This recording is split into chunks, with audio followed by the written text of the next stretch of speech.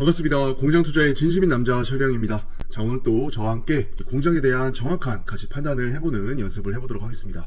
자, 오늘 물건은 경기도 포천시 가산면 정교리에 위치한 물건입니다. 이 포천 같은 경우에도 공장 창고가 상당히 밀집되어 있는 지역들이 다 분포가 되어 있습니다. 특히 소호읍이랑 이 가산면 여기에 공장 창고가 많이 몰려 있습니다. 여기 가운데 보이시는 게 우리 경매의 목적물이고, 지도를 좀 더 넓게 보면 이런 식으로 공장 창고의 밀집도가 이 지역도 상당한 거를 우리가 알 수가 있고, 이 화면에 보이시는 여기 가산면 그리고 여기 옆에 소호읍 여기에 공장 창고가 정말 많이 몰려 있죠. 이 포천이 인구가 대략적으로 뭐 한 16만에서 17만 사이 되잖아요. 근데 그 숫자에 거의 한 75% 정도? 그 정도 숫자가 다 이 포천시청 아래쪽 이쪽에 다 살고 있거든요. 그래서 공장 창고 같은 경우에도 여기 소호읍과 가산면에 거의 다 분포하고 있다고 해도 과언이 아닌 지역이죠. 이 지역도 나름대로 이런 공장 창고에 대한 밀집도가 상당히 좋은 거를 우리가 알 수가 있습니다. 자, 이런 식으로 다 둘러봐도 공장 창고가 상당히 밀집이 되어 있죠. 자, 어쨌거나 이 물건은 지금 신권에서는 유찰이 한번 됐고, 지금 다가오는 29일날 이 영상 기준으로 했을 때 지금 2차 입찰일이 한 3일 남았어요. 일단은 2차 가격 기준 했을 때 이 공장의 평당 가격을 한번 알아보겠습니다. 자, 7억 9,900만원 나누기 토지 면적 487평. 야, 지금 150만원이 안 돼요. 평당 가격이 145만 7천원 8천원 뭐 이 정도입니다.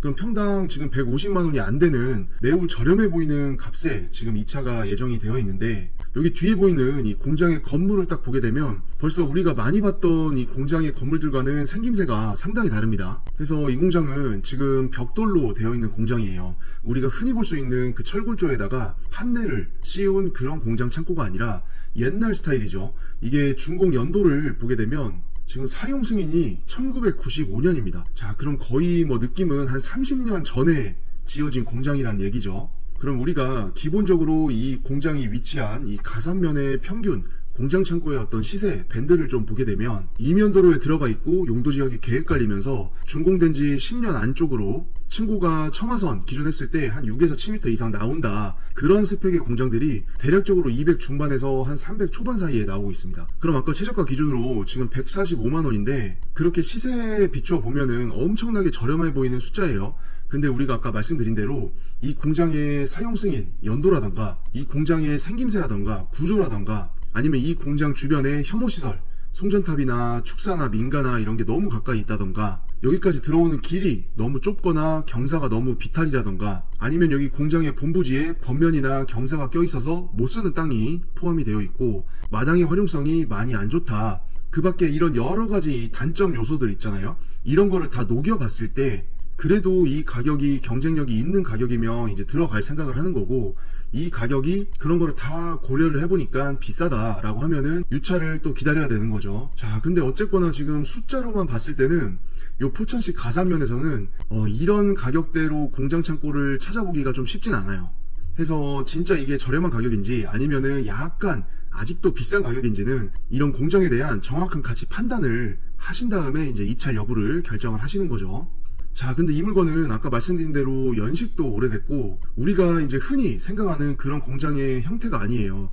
여기 사진 보다시피 정말 공장이 이제 옛날 스타일이거든요. 이렇게 벽돌로 하나하나씩 이제 쌓아서 올려가지고, 그래서 한 20년, 30년 이런 오래전에 지어진 공장들을 보게 되면 대부분의 스타일이 그때는 판넬을 안 쓰고 이런 벽돌을 써가지고 지은 공장들이 생각보다 상당히 많이 있습니다.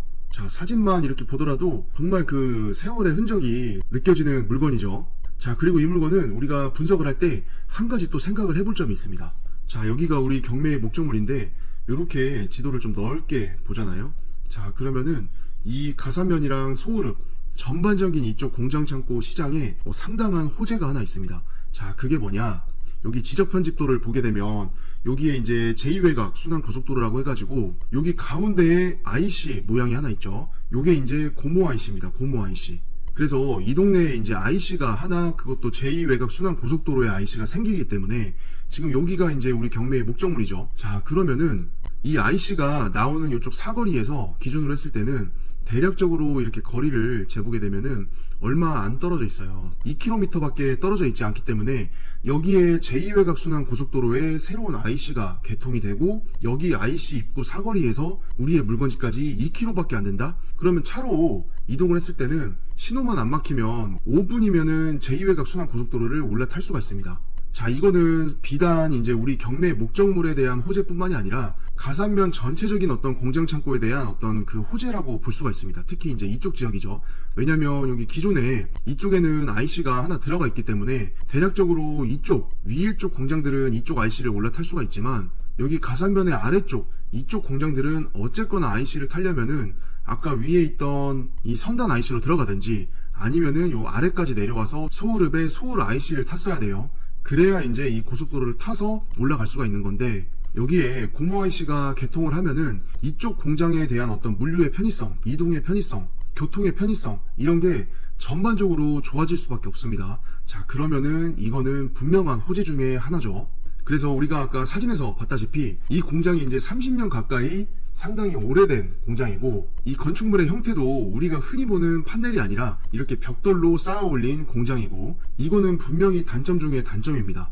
하지만 아까 보신 대로 이제 고모 IC가 새로 뚫려가지고 제2외곽 순환 고속도로를 바로 올라탈 수가 있다. 그것도 5분 10분 내로. 이거는 분명한 또 장점이죠. 그래서 그런 것들을 이제 여기에 좀 대입을 해봐야 됩니다. 자, 건물과 제시의 건물의 구성은 여러분들이 살펴보시면 되고 일단은 토지 필지를 한번 볼게요. 지금 공장 용지로만 두 필지가 나왔습니다. 자, 우리 경매의 목적물은 여기 424번지 공장 용지라 여기 428-2번지 이렇게 두 필지가 나와 있는 거고 여기 앞에 도로에 길다랗게 있는 필지는 여기가 이제 국유지입니다. 그래서 요거는 크게 우리가 걱정할 게 아닌데 자, 여기 보시면은 요 노란색으로 해가지고 이 초록색 도로 필지와 이 우리 경매의 목적물 본부지 사이에 얇고 길다랗게 노란색 필지 이게 이제 개인 소유죠. 그리고 지목은 전으로 되어 있습니다. 자, 이 필지가 하나 껴들어가 있고 그리고 여기 428-3번지 지목은 도로인데 소유는 또 개인이에요. 자, 이거를 좀 더 이렇게 확대를 해서 보면 이렇게 빨간색으로 표시해 놓은 게 우리 공장의 본부지 그리고 경매의 목적물이죠. 그리고 여기 초록색은 국유지로 되어 있는 도로 그리고 이 밑에 있는 요거는 지목은 도로지만 개인 소유로 가지고 있는 필지고 자, 요거는 지금 지목이 전이었죠. 전인데 이것도 개인 소유입니다. 자, 그러면 우리 경매의 목적물 공장은 엄밀히 얘기하면은 지금 국유지인 이 초록색 도로 필지하고 이 본부지 사이에는 이 개인 소유 필지들로 다 막혀 있어요. 즉 국유지인 도로와 단절이 돼 있다는 뜻이죠. 자, 그럼 여기서 우리가 흔히 떠올리는 게 뭐예요? 여기가 개인 소유니까 특히 이제 지목이 전으로 쓰이고 있는 요 길다란 요 필지 있죠. 여기에다 막 땅 주인이 와가지고 막 펜스 치고 공장 입구 가로막고 이런 거 이제 인터넷이나 실제 사례나 이런 거 많이 우리가 이제 접했잖아요. 그런 거를 이제 우리가 흔히 떠올릴 수가 있단 말이에요. 자, 여기 로드뷰 한번 봐보겠습니다. 자, 이런 식으로 자, 지금 여기 보이시는 게 우리 경매의 목적물이고 지금 여기가 도로가 이제 원래 국유지라고 했었죠 아까. 자, 근데 우리가 조금 생각을 해볼 게 아까 지목이 전인 세로로 얇고 길다랗게 있는 그 필지 있었죠. 그 필지가 이렇게 로드뷰의 현황으로 봤을 때는 요 아스팔트 포장이 되어 있는 도로 어딘가예요. 대략적으로는 뭐 요렇게 이제 들어가 있지 않을까 싶습니다. 자, 이렇게 들어가 있으면은 여기다가 갑자기 펜스 쳐가지고 이 공장으로 가는 길을 막아버린다? 아, 요거는 제가 생각했을 때는 개인적으로 쉽지는 않을 것 같아요. 그리고 아까 지목이 도로인 개인 소유의 필지, 요게 이제 여기 어디 같은데 이미 오래전부터 도로로 현황상을 쓰이고 왔었고 특히 이제 우리가 아까 봤던 요 428-3번지 도로 있죠. 지목이 도로니까 소유는 개인이라고 하더라도 이게 이제 포천시청의 도로과나 관련된 부서에 연락을 해보셔가지고 이게 도로 등재가 되어 있는 도로인지를 확인하는 게 중요합니다.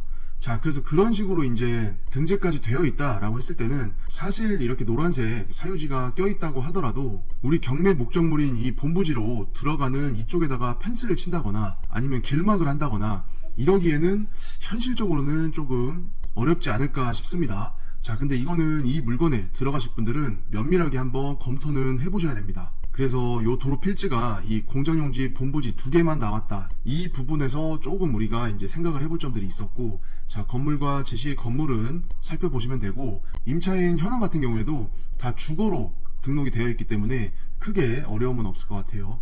그리고 말소 기준 등기 이하로는 다 모든 권리가 소멸이기 때문에 우리가 권리 분석상에 특별히 어려움도 없는 물건이 되겠습니다. 자, 그러면은 오늘 우리가 봤던 이 물건은 결론적으로 우리가 입찰 여부를 결정을 하고 얼마 쓸지를 고민을 하고 이 공장을 낙찰받으러 들어가냐 마냐 이런 거를 고민을 했을 때 제가 생각했을 때 중요한 거는 딱 몇 가지 포인트가 있습니다. 자, 오랜만에 메모장 한번 켜보겠습니다. 자, 우리가 이 물건에서 생각할 포인트 정리를 한번 해보겠습니다. 자, 글자 크기 조금 키워서, 자, 이게 지금 신권 기준 했을 때, 그 다음에 요 2회차 기준 했을 때 이 평당 가격 있죠. 자, 신권이 지금 10억 1,400만원이었습니다. 그럼 10억 1,400만원 나누기 487평 해보면은, 자, 이렇게 해도 지금 평당 200이에요. 자, 그리고 한 차례 유찰됐을 때의 가격 기준이 아까 145만원 정도 됐었죠. 자, 그러면 이 가격이 지금 이 포천시 가산면 공장 창고에 대략적인 시세 밴드가 있을 겁니다. 요 밴드가 200 중반에서 한 300 초반 정도 요렇게 이제 매물들이 나오거든요. 자, 근데 요 가격에 대한 기준은 뭐예요? 용도지역 계획관리에 이면도로 한 4m 정도? 요 정도 이제 무난한 도로폭 있죠. 요 폭이 나오고 층고도 한 7m 이상 첨화선 기준으로 했을 때, 마지막으로 연식 한 10년 미만의 준신축 느낌, 이런 조건이 됐을 때 지금 이 가격대로 대략적으로 매물이 나오고 있어요. 자, 그럼 일단은 숫자로만 봤을 때는 요 기준에 의하면은 지금 신권이나 2회차 기준이나 가격이 상당히 저렴하단 말이에요. 근데 우리 물건은 어때요? 계획관리는 맞고 이면도로도 3m는 나오니까 괜찮아요. 근데 층고가 우리 건물은 되게 낮죠. 그리고 연식도 거의 30년이나 됐습니다. 자, 그러면은 이런 데서 이제 우리 경매 물건은 감가를 때려 맞는 겁니다. 자, 층고 조건 안 되고 연식도 거의 한 30년 가까이 된 거고, 그러면 당연히 우리 물건은 감가를 적용을 해줘야 됩니다. 이 가격에서는 안 맞아요. 왜냐면 우리 물건의 조건이 이렇게 시세 밴드로 잡을 수 있는 표준적인 어떤 그런 스펙이 안 들어오는 공장이기 때문에 당연히 감가를 매겨줘야 되겠죠. 자, 하지만 우리 물건에는 호재가 있었죠. 제2 외곽순환 고속도로 고모IC 개통지역 인근이다. 자, 이런 호재가 들어가면 어떻게 된다고 그랬죠? 자, 발표되면은 오르고, 착공하면 오르고, 개통하면 오르고, 개통 후에는 시설, 뭐 인프라, 그리고 교통량, 물동량 이런 것들이 증가를 하면서 이 토지와 공장 창고의 가격이 상승을 합니다. 자, 그러면 우리가 생각을 해볼게. 자, 우리의 물건이 이렇게 오래되고 층고가 낮고 벽돌로 되어 있다. 자, 벽돌로 되어 있었죠. 또 벽돌 공장, 이런 단점이 있기 때문에 이 지역의 시세에서 당연히 감가를 먹여줘야 되고, 그리고 우리가 또 한 가지 고려해 볼 게 있어요. 요거는 이제 이 공장의 건물 스펙 관련된 내용인데, 자, 우리 물건이 지금 벽돌로 되어 있고 층고가 낮고 1995년에 준공된 건물이에요.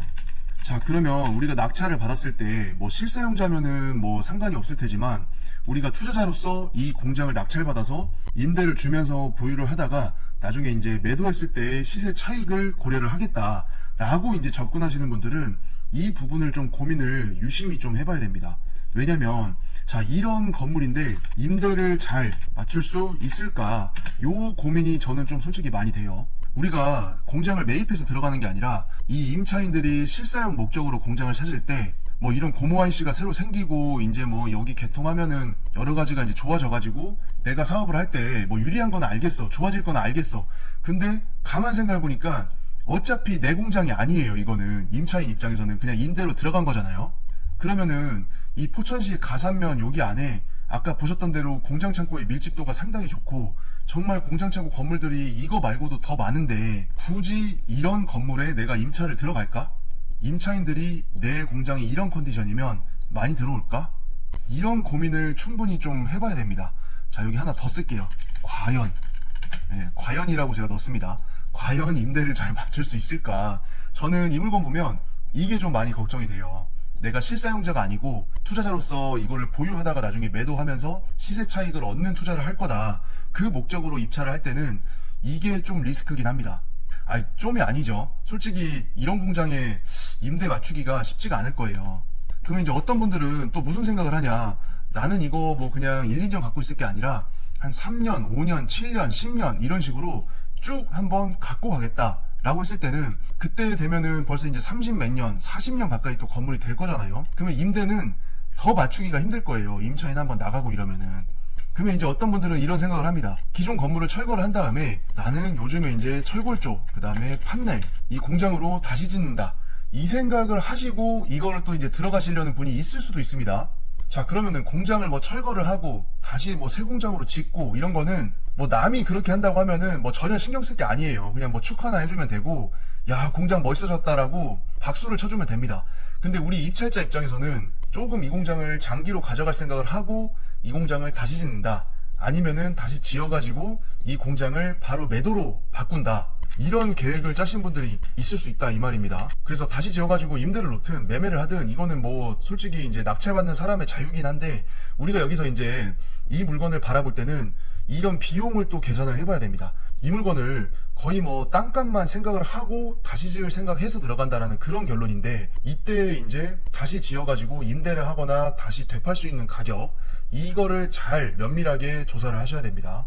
자, 어차피 우리가 이게 이미 공장으로 허가가 나온 이 부지기 때문에 어차피 이거를 다시 짓는 거는 어렵진 않아요. 그래서 새롭게 이제 공장에 대한 인허가를 받는 게 아니라 이 개축 또는 이제 증축을 하는 건데, 우리가 이렇게 공장 창고 투자한다고 하시는 분들 중에 이 개축이랑 증축, 그 다음에 여기에 또 뭐가 있냐, 재축이 있습니다.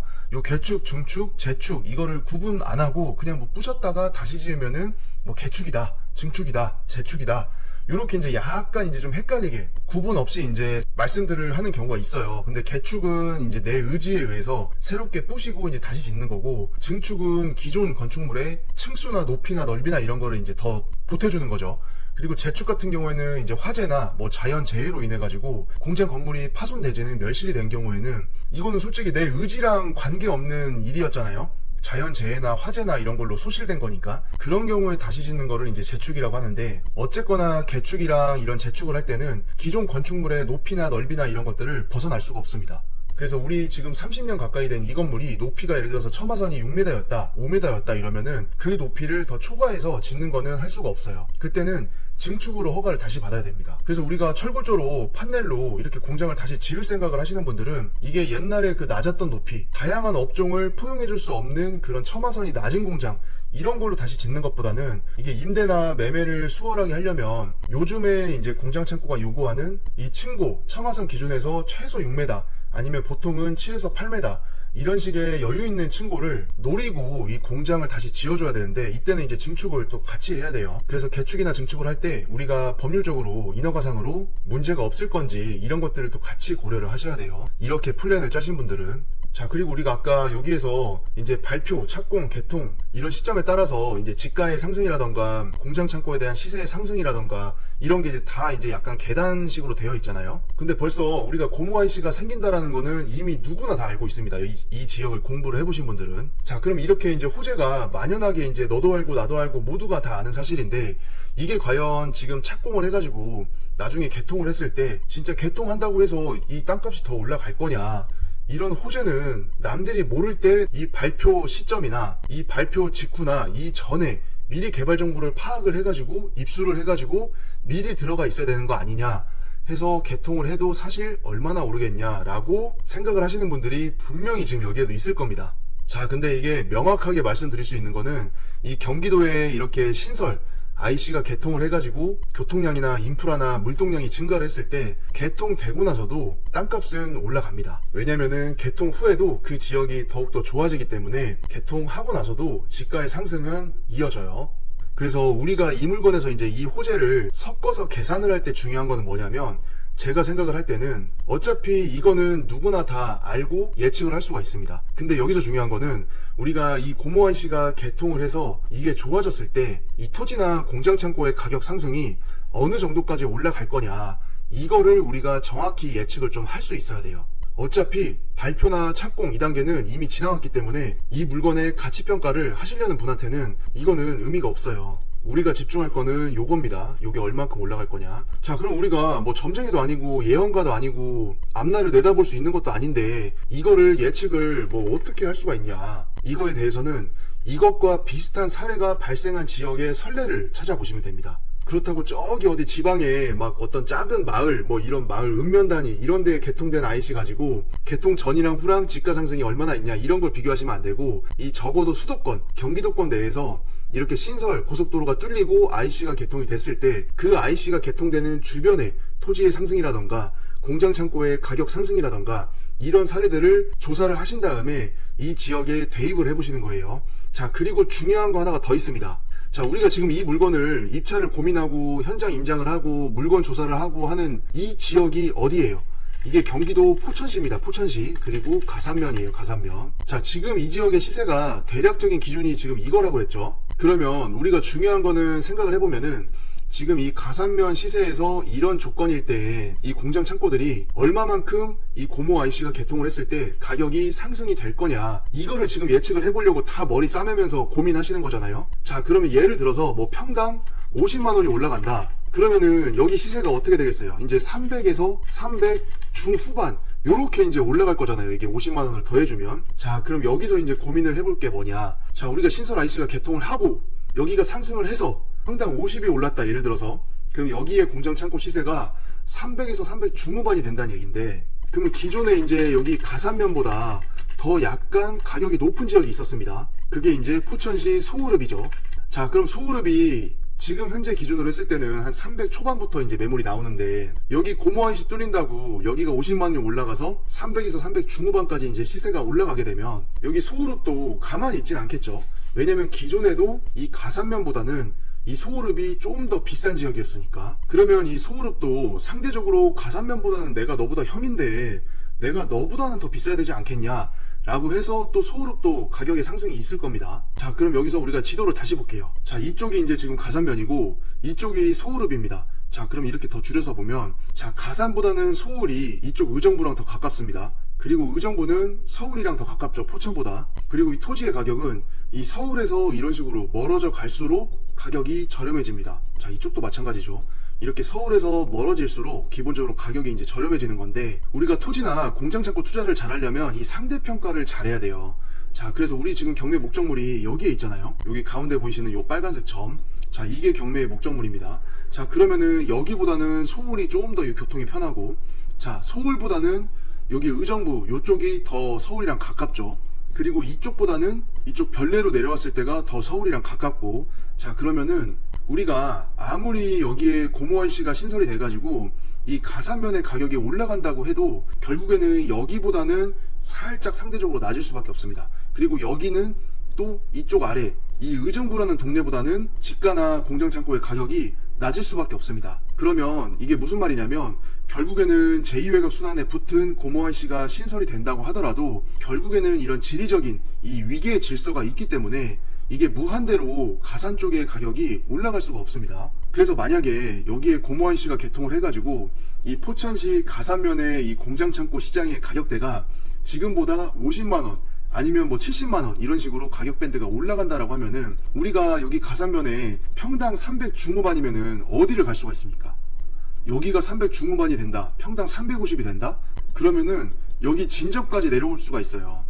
여기 지금 진벌리 같은 경우에도 공장 창고가 아까 우리가 얘기했던 계획관리의 이면도로에 층고 한 7m에 연식 10년 이내에 깨끗한 준신축이다 했을 때 300 후반, 400 이런 식으로 매물이 나옵니다. 자, 그럼 결국에는 이 포천 가산면도 이 서울에서 가까운 지역들이 수용당하고 공장 창고가 이제 없어지면서 이주 수요를 받아주는 지역 중에 하나였어요. 이게 지난번 영상에서 이 하남시의 사례를 봤었죠. 그래서 하남에서 이 수많은 공장 창고가 다 수용이 되면서 이분들이 이제 경기도 광주나 용인 아니면 화성까지 가기도 하고, 아니면 반대로는 이쪽 남양주나 여기 포천까지도 이주를 하는 수요가 실제로 있었고 앞으로도 더 있을 거예요.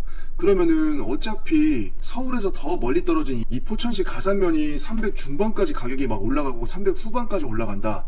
이게 제2외곽 순환 고속도로 고모 IC가 개통을 해서 300 중후반을 넘어서 갈 거다 라고 하면은, 그 가격이면은 이제 여기에 올 수가 있는 거예요. 근데 그때 가서 여기가 이제 400 중반, 400 후반 막 이렇게 더 올라가 버리면은 어쩔 수 없이 여기가 300 중후반이 돼도 들어갈 수밖에 없겠죠. 그래서 이거를 정리를 해보면은, 자, 이 서울 도시지역에서 점점 없어져가는 공장 창고의 대체지, 대체 수요, 이주 수요 이런 것들이 다 이렇게 와서 한번 찾아보고, 또 이렇게 올라와서 공장 창고 한번 찾아보고, 또 아니면 반대로 남쪽으로 내려가서 찾아보겠죠. 이렇게 단계별로 공장 대체지를 찾아서 올라오는 건데, 당연히 도시와 가까운 곳이 가격이 비싸기 때문에 여기 위에 있는 포천이 여기 밑에 동네의 가격을 이길 수가 없습니다. 당연히 낮을 수밖에 없어요. 근데 우리가 이 물건의 호재를 잘못 해석을 해가지고 야 이거 제2외곽순환 고속도로에 고모 IC가 개통을 바로 인근에 하니까 이런 게 실현이 돼가지고 이 지가 상승이 예를 들어서 50만 원이 올라가서 한 300에서 300 중후반은 가야 이제 가산면 시세가 된다. 자, 이거는 예를 든 겁니다. 예를. 이렇게 됐을 때 시세 밴드가 상승을 하게 되면 결국에는 모든 토지, 모든 공장 창고의 입지는 이 위계 질서가 있고 이 높낮이라는 게 있어요. 하다못해 우리 주변의 친구들 보더라도 옛날에 학교 다닐 때 보면 내가 뭐 168이다, 170이다, 173이다, 172다 이 키 1cm, 2cm, 3cm 이거 가지고도 도토리 키재기를 한단 말이에요. 그런 식으로 엄연히 이제 토지에도 그리고 공장 창고의 입지에도 그런 키재기가 있기 때문에 아무리 여기에 호재가 터져도 결국에는 이 포천시 가산면, 포천시 소흐릅, 이 포천보다 더 상급지라고 할 수 있는 지역의 시세 밴드가 그만큼 더 올라가지고 이 상단에 위치를 해줘야 이 가산면이 호재를 타고 올라갈 수가 있는 거지. 이게 단순히 고모 IC라는 이 고속도로 IC 호재가 이 지역에 떨어졌다라고 해서 갑자기 포천시 가산면이나 소흐릅이 의정부, 남양주 이런 동네보다 더 비싸질 수는 없습니다. 그래서 우리가 이런 호재를 해석을 할 때 앞으로 얼마나 가격 상승이 되겠냐 이런 거는 여기보다 상급지를 확인을 해보셔야 돼요. 그래서 그 상급지 지역들의 시세 상승의 폭, 토지 가격의 상승, 공장 창고 시세의 상승 이런 것들을 상대적으로 상대평가를 하셔가지고 이 호재가 얼만큼 반영될지를 예측을 하고 결국에는 이 입찰가나 이 매매가나 이런 거를 산정을 하셔야 우리가 실수를 하지 않습니다. 자, 아무튼 얘기하다 보니까 뭐 얘기가 좀 길어졌습니다. 자, 근데 정리를 해보면은 결국에 포천은 우리 경기권에서는 가장 북쪽이기 때문에 제2외곽순환 고속도로 IC가 뭐 들어오고 뭐가 좋아지고 뭐가 뭐 발전되고 한다고 하더라도 결국에는 서울과 더 근접성이 좋은 포천 밑에 의정부나 아니면 약간 옆에 위쪽에 남양주나 이런 지역보다 토지의 가격이나 공장 창고의 시세나 이런 것들이 더 역행해서 올라가기는 힘들어요. 그래서 우리가 호재를 예측을 하고 토지나 공장 창고의 가격이 상승될 이 폭을 계산을 할 때 우리가 신이 아니니까 우리가 앞날을 알 수가 없으니까 이 포천시 가산면이나 포천시 소흐릅보다 더 상대적으로 상급지에 있는 가격의 이 토지 시장이나 이 공장 창고의 시장의 상승이 얼마만큼 올라가 주냐, 상방을 얼마만큼 열어주냐 이거에 따라서 이 호재를 녹여가지고 계산을 해야 되지 얘만 단독적으로 계산을 하면은 우리가 이런 식으로 실수를 할 수가 있는 겁니다. 그래서 이 물건은 이런 것들을 종합적으로 좀 우리가 고려를 해가지고 가격 상승이나 가치 판단을 잘 하시고 들어가셔야 돼요. 그렇게 했을 때도 지금 여기 2차 가격 이 평당 145만원이라는 가격이 낙찰 받아가지고 투자 수익을 만들 수 있는 메리트가 있다 라고 하면은 이제 들어가시는 거고, 그런 점들을 다 고려를 해봤는데 야 2차 가격에는 조금 후달린다, 조금 더 값이 저렴해야 된다라고 했을 때는 이 가격에 들어가시면은 안 되겠죠. 그래서 결론적으로 이 물건을 들어갈 때는 우리가 아까 말씀드렸던 이 포인트들 있죠, 잘 생각을 해보시고 들어가야 됩니다. 자, 그리고 이거는 되게 중요해요. 이게 호재가 무조건 터진다고 해가지고 그 가격만 갑자기 달나라로 갈 수가 없습니다. 그 지역만. 그래서 제가 계속 지금 이거에 관련해가지고 계속 말씀을 드리고 있는데 이게 되게 중요하기 때문에 그래요. 이거 호재 보고 들어갔다가 결국 잘못 투자해가지고 호재 실현이 됐는데 매도를 해도 거의 똔똔인 그런 사람들이 있기 때문에 제가 계속해서 같은 소리지만 계속 얘기를 드리는 겁니다. 자, 하급지는 상급지를 이길 수가 없습니다. 호재가 들어와도 진짜 용인에 뭐 삼성전자가 300조를 투자해가지고 용인에다가 반도체 공장을 짓겠다, 아니면 용인에 하이닉스가 마찬가지로 막대한 돈을 쏟아 부어가지고 그 지역에 들어오겠다, 이런 대형 호재, 이런 진짜 몇백조 투자, 이런 삼성이나 하이닉스가 할 수 있는 그런 거대 투자가 아니면은 교통량이 늘어나고 인프라가 늘어나고 뭐 물동량이 늘어나고 이런 호재 가지고는 절대 이 포천시 소흐릅이나 가산면이 그 밑에 있는 남양주나 이런 데를 이길 수가 없어요. 급지 차이 때문에. 예를 들어서 내 예산이 15억이면은 15억으로 고를 수 있는 공장이 남양주에도 있고 포천에도 있다 이러면은 당연히 사람들은 대도시와 가깝고 서울과 가까운 남양주로 15억짜리 공장을 사러 들어가지, 이 포천시 가산면까지 올라와가지고 15억을 주고 공장 창고를 일반적으로 매입을 하질 않습니다. 자, 그런 어떤 위계 질서가 있기 때문에 급지별 차이, 서울이라는 대도시와의 근접성, 이런 거를 필두로 해가지고 이 토지 시장 그리고 공장 창고 시장의 상급지, 하급지, 중급지 이런 시세 밴드를 잘 파악을 하고 이 가산면의 고모 IC가 개통을 해서 호재가 실현이 됐을 때 과연 급지별 비교를 상대적으로 했을 때 얼마만큼 올라갈 수 있을지 이 계산을 정확히 좀 예측을 하셔야 우리가 실수를 하지 않는 거예요, 이 물건에서. 자, 이거 중요한 거니까 제가 계속해서 그냥 몇 번 말씀드린 거니까 이런 것들을 다 종합을 해가지고 이 물건은 잘 가치 판단하신 다음에 입찰 여부와 입찰가 산정을 신중하게 잘 하셨으면 좋겠습니다. 제가 솔직하게 말씀드려서 제가 뭐 제 지인도 아니고 본 적도 없고 만난 적도 없는데 이 경매 물건에 오버슈팅 해가지고 높게 들어가가지고 낙찰받고 이 부동산 투자에서 재미를 못 본다. 아니, 재미를 못 보는 걸 떠나서 손해를 안 보면 일단 다행이긴 한데 어쨌거나 우리가 이제 투자를 하는 목적은 이 투자 수익을 만들어내려고 하는 거잖아요. 근데 같은 이제 부동산 투자자의 입장으로서 이 물건에서 오버슈팅 해가지고 호재를 잘못 해석해가지고 아니면 이 공장의 어떤 스펙이나 이 공장 물건지에 대한 어떤 입지 분석이나 위치 분석이나 이런 거를 잘못해가지고 이 물건 때문에 이제 마이너스를 본다 아니면 애물단지가 된다 하면은 같은 이 부동산 투자자 입장으로서 되게 속상한 일이기 때문에 계속해서 그런 것들을 좀 신중하게 생각을 해보고 면밀하게 검토를 해보고 이 경기도권, 수도권 내에서 이런 호재가 실현됐을 때 가격의 어떤 상승폭이라던가 변화되는 어떤 그런 시점이라던가 이런 게 어땠는지를 좀 잘 공부를 해보시고 이 물건에 대입을 하셔가지고 좋은 결과가 있기를 바라는 마음에서 계속 같은 소리 하는 거니까 좀 너그럽게 양해를 해주시면 좋겠습니다. 자, 아무튼 이렇게 해가지고 오늘 또 경기도 포천시 가산면 정교리에 나와 있는 공장 경매 물건을 같이 살펴봤습니다.